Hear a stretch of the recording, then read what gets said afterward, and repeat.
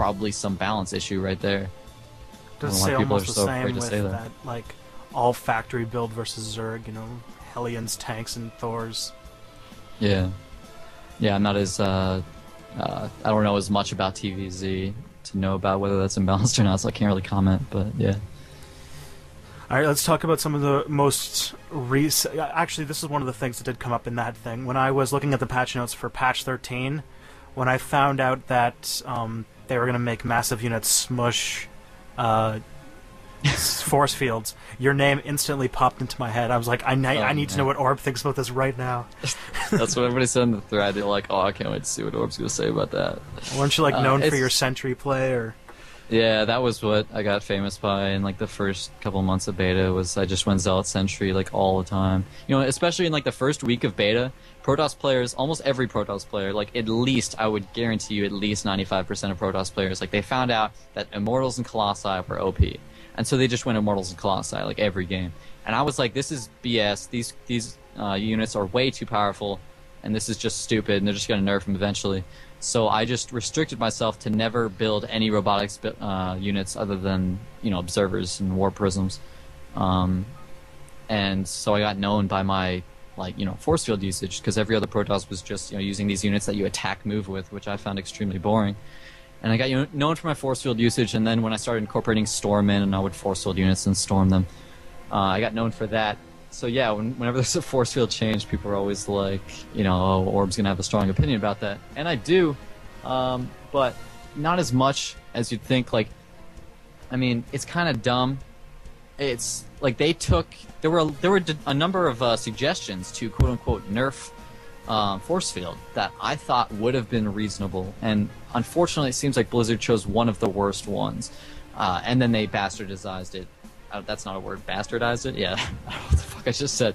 But like one of the suggestions was to make force fields have HP, like a force field have like 200 HP or something like that, but be neutral. So that way you'd have to target fire a force field. So at least it would take micro. And you know, I didn't like that solution, but it was better than some of the other ones. It's certainly better than what they did. Then in a battle, you would have to target fire that force field to get rid of it. It would be difficult.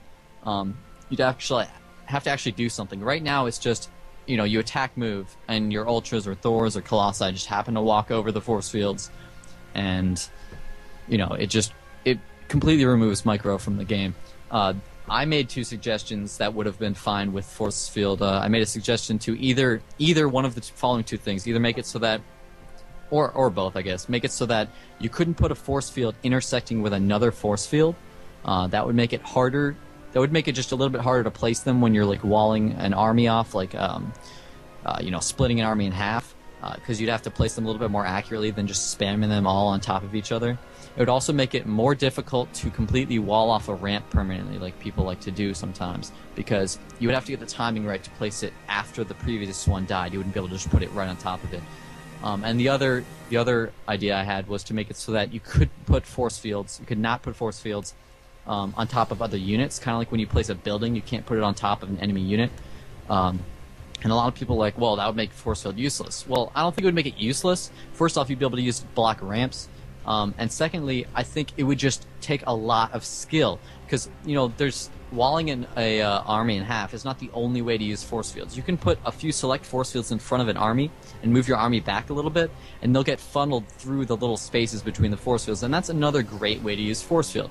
And I think that's one of the ways that would be used if they made that change, and also placing force fields in gaps between their army that they leave, things like that. So I don't think it would be useless. I think that would be great. It would make it a lot harder, because one of the qualms that people had with force field was that it was so easy to use. Even, you know, like a copper player could just spam F and click a bunch of places and wall an army in half.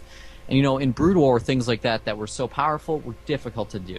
Mass storming an army, it was very difficult to do, which was what made it so cool.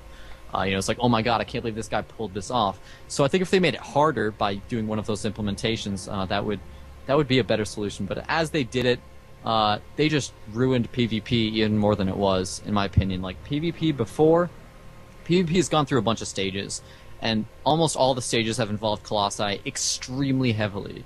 It ends up being who has more Colossi and more upgrades with better positioning. and no other units matter almost at all. It's just who has more Colossi with the upgrades and positioning. And I find that just really stupid and boring. And when they made the change so that Colossi couldn't walk over force fields, that was a good change. Then sometimes people could do these interesting strats where they got Immortals and they got a bunch of sentries, and they would wall off your Colossus with the force fields and be able to target fire it. So it couldn't just abuse the range to stay out of Immortal range. But then they changed it so this stupid stuff happens where they can just, remove force fields. So that just makes it so that now sentries are useless in PvP and Colossi are even more useful, which is just, it's dumb. They were already, too useful in PvP. So I really don't like the change, and I think not because of balance-wise, because of PvZ or PvT. That's not why I dislike it. It's just because it didn't add micro to the game. In fact, it removed it, and it ruined PvP even more, I think. And apparently hallucinated Colossi can do it too. Oh my god, I did not know that. That is so dumb. Wow. So patch 12 also saw some other... basically, patch 12 was the big three major changes. The Forge, the cost change, I think, of the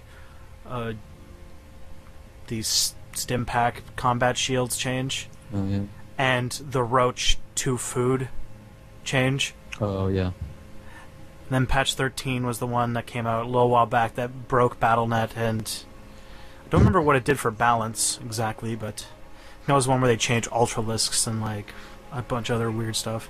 But we're right now actually recording this on the day of patch 14. And I already saw you made a post saying that this patch almost didn't do anything, but I don't know, you got anything to say on patch 14 at all? Yeah, it just it seemed like a really silly patch. Let me open up the patch notes right now just so I can make sure. Let me see, patch 14 changes. There we go. Yeah, the Archon build time, like, oh my god, like, why even bother? I mean, if you want to go for Archons, it's still, Blizzard just has this mentality, and they've even said this outright, that they don't think Archons should be a choice. It shouldn't be like, oh, I want to get Archons instead of Templar. It should be when you're Templar out of energy, you get Archons, which I really, really dislike. More choices in games is always a good thing. It creates more strategy and creates more opportunities for interesting play. And when you make it so that players don't get choices, it just makes it so everyone plays the same way, and there's no more interesting play. Like, this is what's been happening with upgrades. When you reduce upgrade cost and amount of time it takes, it just becomes like a mandatory thing. Like concussive shells, 50-50, and it takes 40 seconds, I think. I mean, that's just, you're always going to get that. Whereas then you look on the opposite end of the spectrum, things like Charge, which are 200, and take, I think, 140 seconds or something insane like that to upgrade. Then it's a choice. Not everybody gets Charge. It's, you have to make that decision. And I think that's much better when people are making choices. To like lowering the build time for Archons, that's not going to change anything. That's only going to change in a battle. You change it to an Archon, and it's going to attack 5 seconds earlier. That's literally not going to affect the game at all in the slightest. So I find that really silly. I really would have liked to see an actual Archon buff. Buff its damage, make it massive so it doesn't get slowed by concussive shells, or increase its splash radius, something, because Archon is so weak. And then you've got this ground damage change on the Viking. Ground damage decreased from 14 to 12. I mean, no one really cares. I mean, in TVZ, I guess it could affect it a little bit. They talked about in the report. They didn't like how they were using Vikings so much in TVT, so they wanted to change this and see if it. In TVT, okay, all right. But I really feel like the Banshee Viking combination is just the ultimate best combination of any race in any matchup in the game. Whenever I even see the same thing happening in 2v2s or UMS, just like it happens in 1v1. It's like that's the combo to get, Banshee Viking. It's just that unbeatable. And I just think a Viking having ranged 9 and the amount of damage that it has is just kind of silly. You've got things like an Observer, which costs 100 gas and dies in only 4 Viking shots.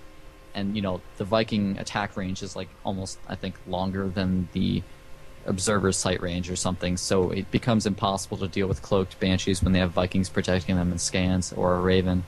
So I can't believe they didn't change that or do something about that, but they changed the ground damage. And then, I mean, you do have a bunch of, changes to Zerg, but most of them are pretty bad changes. Yet again, you're just removing choices from the game. Like they took away the upgrade for the Infestor and just had it there from the beginning for move speed. Same thing with, they took away the Ultralisk speed upgrade, which is, I mean, that's good, I guess, because Ultralisk needed a buff. But still, you're removing choices from the game, and they did the same thing with, with the Roach Organic Carapace. Is now it just happens also when you do Tunneling Claws. I think they were just thought those were upgrades that just no one was getting, and so they wanted people to have them for late game, but no one was getting them, so they decided to just merge two of them together so that you'd get more out of them, I guess. It's the only thing I can think of. It's really silly.